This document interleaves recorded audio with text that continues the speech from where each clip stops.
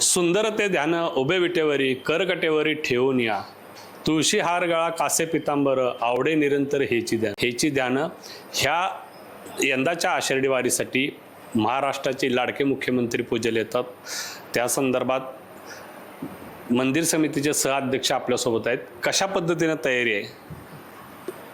येत्या 25 जुलै रोजी या राज्याचे मुख्यमंत्री आदरणीय श्री देवेंद्रजी फडणवीस साहेब सहकुटुंब सहपरिवार श्री विठ्ठलाच्या व माता रुक्मिणीच्या महापूजेस तमाम महाराष्ट्राचं प्रतिनिधित्व घेऊन येत आहेत आणि त्यांच्या समवेत एक मानाचा वारकरी सहपत्नीक घेऊन या दोन्ही पूजा संपन्न करणार आहेत। 2:20 श्री विठ्ठलाची महापूजा होईल। ती 3 वाजेपर्यंत महापूजा संपन्न होईल। त्यानंतर माता रुक्मिणीची पूजा 3:10 चालू करतील ते 3:40 ते 45 मिनिटापर्यंत महापूजा संपन्न होईल।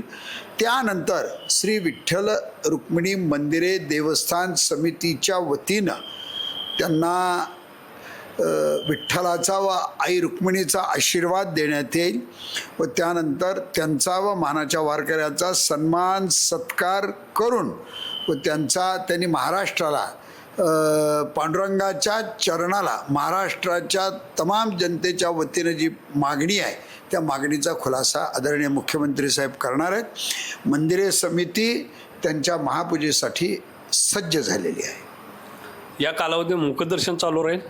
या कालावधीमध्ये मुखदर्शन निश्चितच चालू राहणार आहे।